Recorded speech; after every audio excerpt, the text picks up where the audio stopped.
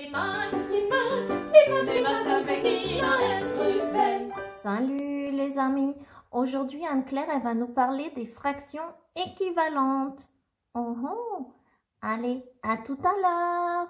Et avant de commencer, rappelons-nous ce que veut dire le mot équivalent. Cela veut dire avoir la même valeur. Donc, deux fractions équivalentes, c'est deux fractions différentes, mais qui ont la même valeur, c'est-à-dire qui vont décrire la taille d'un même morceau de notre tout.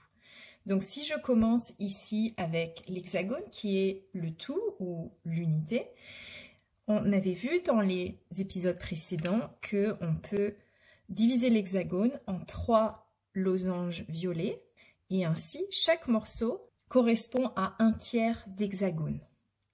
Maintenant, on peut aussi remplacer chaque losange par 2 triangles équilatéraux verts et créer ainsi notre hexagone. Nous avons maintenant l'hexagone qui est fait de 6 triangles verts. Je peux donc maintenant considérer cette fraction d'hexagone qui est égale à celle-là. Mais ici, on voit que notre fraction est faite de 4 des 6 parts égales qui font l'hexagone, c'est-à-dire 4/6, tandis que celle-là est composée de 2 des 3 parts égales qui font l'hexagone. C'est donc la fraction 2/3. Ainsi, on voit que 2/3 est équivalent à 4/6. On va écrire 2/3 égale 4/6. Donc, comment passe-t-on de l'une à l'autre? On voit que, puisqu'on a diviser chaque losange en 2, on va tout multiplier par 2, à la fois le nombre total de morceaux, ici j'en ai 3, si je divise chacun en 2, je vais en avoir maintenant 6. Et la partie qui est faite de 2 de ces tiers, donc 2/3, maintenant elle est faite de 4/6. On peut évidemment aussi partir des 6/6 qui font l'hexagone, et réaliser que je peux former 2 groupes de 3. Donc cette fraction-là de l'hexagone correspond à 3/6, et on voit que c'est la même chose que 1/2.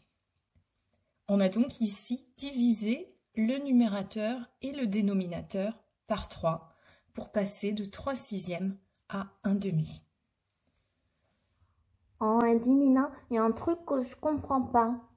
Ah ouais, c'est quoi? Ben, tu vois, l'autre jour, à la kermesse, il y avait un gros gâteau. Oh là là, il avait l'air trop bon. Ouais, qu'est-ce que tu comprends pas là-dedans? Non, alors, attends, tu vois, c'était marqué 1/4 pour 4 € et 1/8 pour 2 €. Ben, c'est pas logique, ça. Parce qu'un 8e, c'est plus gros. Alors, pourquoi ce serait moins cher? Ben non, tu sais, le 4 et le 8 en bas des fractions, là, eh ben, c'est le nombre de parts que tu as coupé dans le gâteau. Donc, tu vois, pour faire les quarts, tu coupes en 4. Et pour faire les 8e, chaque quart, tu le coupes en 2.